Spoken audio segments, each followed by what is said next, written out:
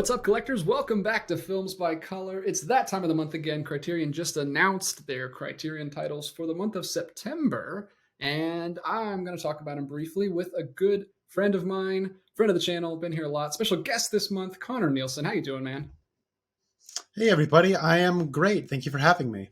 Well, of course. Thank you for coming on. I was out cutting my grass this afternoon, and I got a notification. I opened it up. Criterion announced. I don't even think I got a notification. I just think I just happened to be luckily swiping through, and I found out that Criterion dropped them 2 minutes before I saw the post, and I immediately texted Connor first because I knew he was going to be very excited about one of these releases, and very happy to have him on so he can talk about it because I wanted his perspective. And we'll get to that in a minute.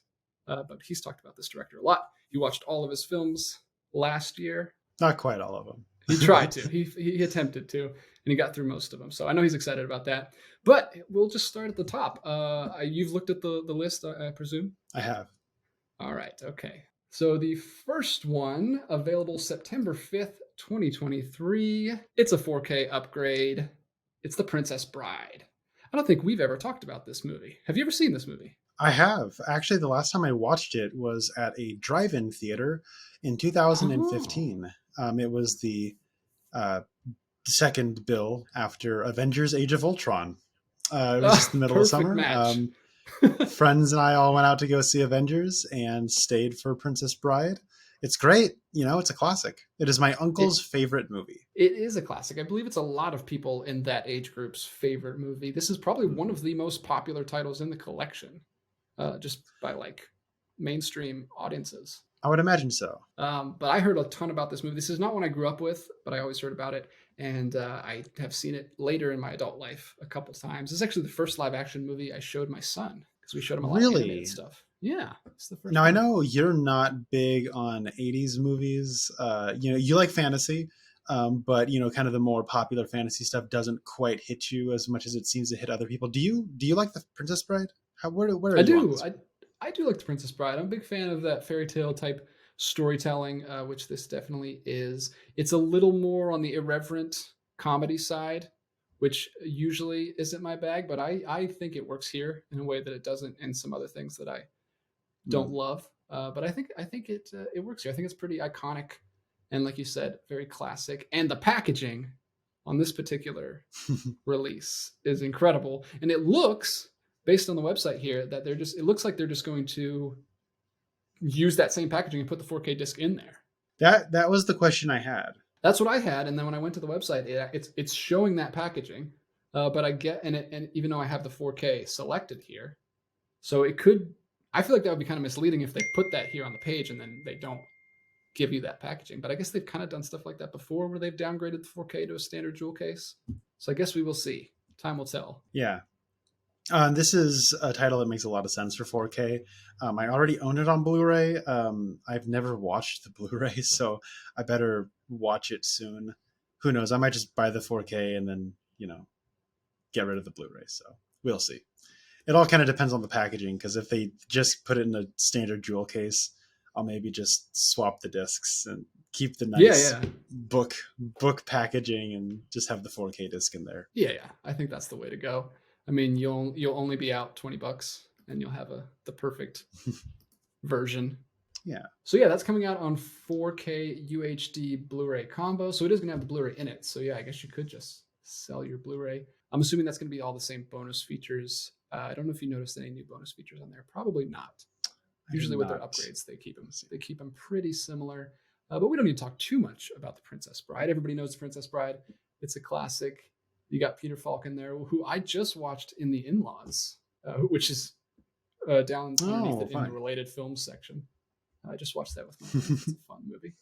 Wow, Pan's Labyrinth and Donkey Skin. That is just a related films tab for you. I know, right? Well, yeah, get your fairy tale stuff in there. I mean, The In-Laws isn't one of my favorite movies, but it was very, very fun. And those two, I couldn't think of two more perfectly cast leads than Peter Falk and Jack Lemmon, Alan Arkin, actually. Yeah. As the more straight-laced normal guy, and Peter Falk just being a complete insane person. All right. Next up after that, not the one that you're super excited about. This is Walkabout coming out on September 12th. You've seen this film. I have not seen this film yet. Everything I know about this film is from you. So I have a skewed perspective. Look, I know a lot of people love this movie. It's considered a masterpiece. Weirdly gets lumped into Australian New Wave. It's not. Hmm. It's a United Kingdom film. It was shot in Australia, but it's a Nicholas Roeg film who is British, and it stars British actors. And it was financed by a British production company, so it's not Australian. But Hmm. it was shot in Australia. Cool. But yeah, Nicholas Roeg is a filmmaker I'm trying to get into. Being um, a boy born in 1995, Christopher Nolan is like one of my guys growing up, and Nolan always points to Rogue as one of his primary influences. So I do want to, even watching Walkabout, the editing is very unique and cool. But I wasn't crazy about it, which is crazy to me because I thought I would love it because it Hmm. is about people out in the middle of nowhere trying to survive, which is my kind of thing. I love that. And I don't know, it didn't really do it for me. It's also like a coming of age story. Like this should be right up my alley, and yet it didn't really do it for me. What's the like Venn diagram of that and Peter Weir's films? Because I know we both watched the Yes. Picnic at Hanging Rock recently. We both loved that. Is it similar or is it very different? Um, they're different. A Picnic at Hanging Rock has one of the most impressively crafted mysterious, ominous tones of any movie. Like it Yeah, honestly, the thing I would compare Picnic at Hanging Rock to the most is Twin Peaks. It's yeah. just that air of mystery, and it's about the feeling of yearning and longing, and the idea of people after they've gone. Which is crazy. That's why my wife said you need to watch that movie because it reminded I her of know. Twin Peaks. She was absolutely right. I mean, the main girl who goes missing is absolutely a Laura Palmer figure to the degree that I'm wondering if Mark Frost or David Lynch were fans of that film. I'm sure Mark Frost must have been, because I just assume David Lynch hasn't seen any films besides The Wizard of Oz. But yeah, no, the outside of the Australia location, they're actually not very similar in Okay. terms of like the kind of vibe they're going for. But Walkabout is it's more dry. It's kind of, I don't know. It's difficult to explain. It is impressively made. Like the editing in particular is cool. The framing of shots is very neat. There's some really great montage work. It looks excellent. I'm sure the 4K will look fabulous, and I'm sure a lot of people are going to love it. That are not going to be me. I actually watched through all of the bonus features and read the essay and really did the deep dive on Walkabout because I considered just selling my Blu-ray because I was kind of so on the movie itself. But you Yeah. know what? I'm happy for the people who love the movie. Yeah, so you do got the same bonus features that you were just talking about. You got the audio commentary by the director and one of the actors, and you've got a few other featurettes here and some essays by Paul Ryan. This is going to be a 4K digital master, obviously, on a 4K disc. This is spine number 10. That surprised me. Yep. I didn't know it was that Yeah. far Very back. early. Wow, that's crazy. 1971, 100 minutes. So yeah, that is a kind of a lukewarm recommendation from Connor, but a lot of people do enjoy this film, and you can go to the website and there's the trailer right down here at the bottom and check it out. That is Walkabout. Next, let's turn this ship around, and I'll just cede all my time to Connor as he jumps up and down about this next one. I immediately texted him and I was like, "Hey, can you hop on later tonight and do a video? Because I know you're gonna. I'd love to hear your thoughts about the trial." And you hadn't seen him yet, and you freaked out and I started going I crazy. thought my heart skipped a beat. DJ. Sorry, I'm so excited about this. I would have broke it to you Okay. like easier if I would have known that you didn't know yet. But yeah, this is Orson Welles' The Trial. Orson Welles probably, I don't know if he's your top filmmaker, but at least top three, right?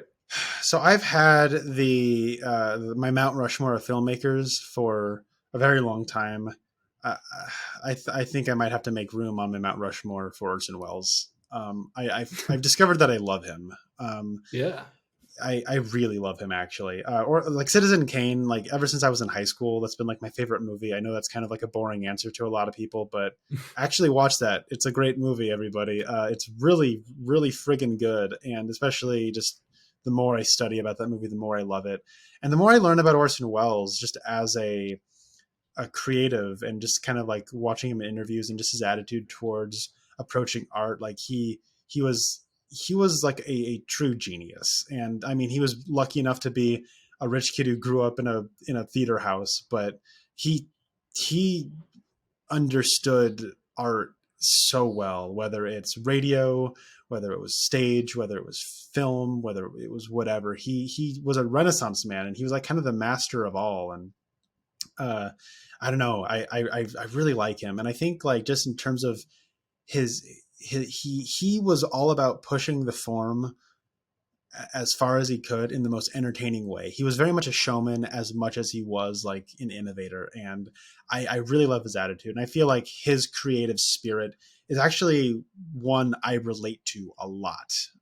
If David Lynch is the person I just want to aspire to be, just in terms of how little he cares about who's looking at his work, Orson Welles is like, there's something about him that I want to be like too, or maybe I see something relatable in him. I really like him. And Richard Linklater is just so cool. He's just a dude. I want to be like him too. I just want to be like all of them. But with the trial is interesting because my failed New Year's resolution last year was to watch through all of Orson Welles' films. Um, and I wanted to read the Shakespeare plays he had adapted before I watched them, and I got stuck on Othello. And then I think December was winding down, and the next movie up was The Trial. And that was a movie that last year it had Studio Canal did a 4K restoration of it, and there was a disc put out, and I didn't want to pay the import fees. I didn't know how much it was really going to set me back. And but it was playing theaters, and I don't think it came to a theater near me, or if it did, it was only very briefly, and it wasn't when I was checking. So I missed it when it was kind of doing its rounds. But I bought the DVD, and that's also not kind of true because it was a bootleg. I got the DVD. Oh yeah, I remember this. And you told me about this. It's based on a novel by Franz Kafka. And when the text says based on Frank Kafka's novel, I thought something might be up. And I'm like, well, it does have a barcode. So maybe it's just a misprint, right? No, that DVD wasn't even DVD quality. That was obviously a VHS rip. Like the movie just starts, and like it's letterboxed, so it's like meant for full screen TV, but it was like, I think in European widescreen on a full screen on my widescreen TV. So it was just like this box in the middle of my TV. And like anytime someone moved, like the resolution was so bad, you could like see the tracing, where it's like you could see it stars Anthony Perkins, and it's you see like different like refractions of him, like 3 or 4 refractions as he's walking around, and like in the highlights you could see like rainbow. Like it was like after 20 minutes I had to shut it off. I couldn't do it. And so I failed my New Year's resolution last year, and I failed it on The Trial. So it's actually awesome to me that Criterion is really doing me a solid here and putting out a 4K. So I went from VHS quality, and I'm leaping all the way to 4K, DJ. I'm so excited about this, and I haven't even looked at the bonus features and everything, but I love the art. I love that they're putting this out. It's so cool. I'm so excited for you. So this is coming out on 4K UHD Blu-ray combo pack and standard Blu-ray. And I'll go ahead and read the bonus features since you haven't checked them out yet. We've got obviously the restoration, new audio commentary featuring film historian Joseph McBride. I love when they do their film historian commentaries because they're just packed full of like scripted material, and there's a lot of stuff crammed in there. Filming the Trial, a 1981 documentary about the film's production. It was like a reaction video. Archival interviews with Welles, actor Jean Moreau, and director of photography Edmund Richard. And then trailer, subtitles, if you consider that a bonus feature, and then an essay by Jonathan Lethem. Uh, but yeah, I love, and you got new cover by Nessim Higson. I love the cover, and I loved what I read in the description. This sounds like the most intriguing Wells movie to me personally. Uh, like dizzying camera angles, expressionistic lighting, increasingly surreal locations. Like that sounds awesome, and I want to see it. It's a yeah. So the premise of the movie is one day Anthony Perkins wakes up, and then the cops show up, and he is arrested and then put on trial. And at no point is he ever informed of what he did. It's an anxiety movie. Like I saw the opening bit where the cops show up, and it is like a bad dream where everything you're Yeah. saying is getting misinterpreted like deliberately. And it's really it's pretty cool. If you like Anthony Perkins from Psycho, he gets to team up with Wells. I do like Anthony Perkins. Psycho is one of my favorite movies. This sounds very Hitchcockian Yeah. in premise. I'm a little surprised Jonathan Rosenbaum does not have any presence on the bonus features, because usually McBride and Rosenbaum are kind of, I think they're the two that do commentaries together. They Rosenbaum and someone else, I think it's McBride. They did a new commentary for Citizen Kane. I think that was the new commentary on Criterion Citizen Kane. They did the commentary on Magnificent Ambersons that Criterion put out. I think they did the ones for Chimes at Midnight and The Immortal Story. So I'm a little surprised there's no presence from Rosenbaum, but I'm used to seeing McBride as a Wells historian. But filming the trial, that's cool, because as far as I am aware, I'm going to have to look this up, but that is an incomplete project by Wells. So he started doing essay films later in life. And his final project, so his final like film was F for Fake. But then after that, he did Filming Othello, which was about the filming of Othello. And it's not a documentary so much as it's described as an essay film. And then he was in the middle of doing Filming the Trial, and then he died. So it's weird that they don't to indicate me, whether it's finished or not. maybe it was finished by somebody else. I don't know. But that movie, that project's presence here, like I feel so filled with excitement, DJ. September cannot get here soon enough. Yeah, that won't be one that you're waiting till November for. You're gonna pick that one up day one for sure. And I'm very interested. That's probably the one I'm most interested in the whole set this month. Very cool. Spy number 1191. This is 1962, so it's right after Psycho. Basically the same exact era, Anthony Perkins. And I'm looking through the screen. Yeah, no, you watch it. It looks like it could be Norman Bates. Maybe he escaped from the institution, and that's what he's on trial for. That was his crime. Yeah, I know. That's a good point. Yeah, good theory. Good theory. That's what nerds do these days. All right, let's move right along to September 26th, 2023. La La Bamba. This is such a cool cover art. Have you seen this one? It is. Yeah, that's really cool. I love the cover art. I'm immediately drawn to it just from that. But this is a biopic about what is his name here? Louis Valdez. See, I'm such an uncultured swine. I don't even know who sings that song. So this is like a kind of like a biopic, musical biopic, which we like to do a lot of. And this is all the way back from 1987, which I have not seen. I'm assuming you haven't seen this either. I've not. It's a pretty popular film, especially when it came out. It was really popular, and it's kind of stayed. Maybe not. I think people haven't exactly remembered it, but when people do remember it, it's generally remembered fondly, specifically for Lou Diamond Phillips's performance in the lead. It's one I have meant to get around to. As far as musical biopics go, it's one that I certainly am in more of a hurry to get to than, I don't know, Clint Eastwood's Charlie Parker Bird biopic. No shade thrown at that. I always forget that movie exists.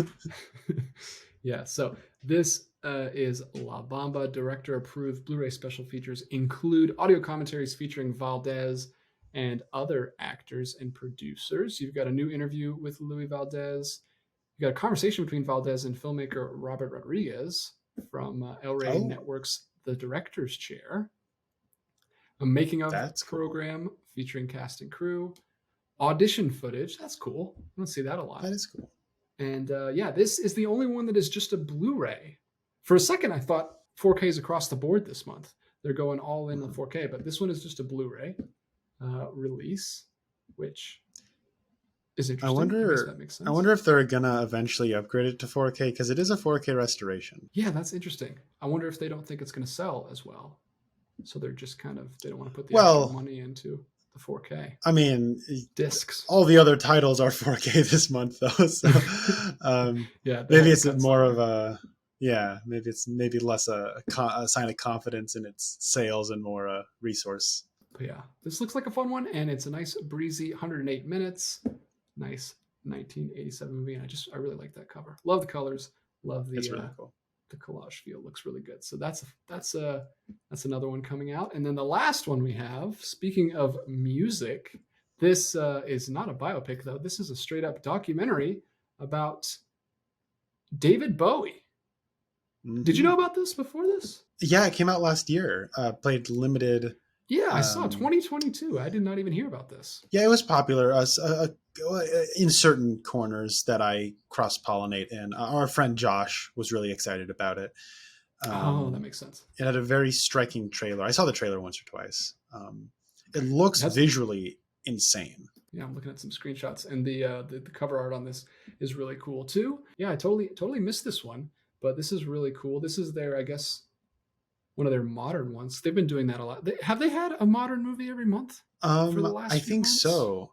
I was actually surprised to see that this is in the collection proper because they recently announced a new label for first run titles. So if it's never had a physical release before, it's not going to be in the Criterion collection proper, but Criterion and Janus Films will just put it out. Oh, Janus Films, yeah, not without Criterion.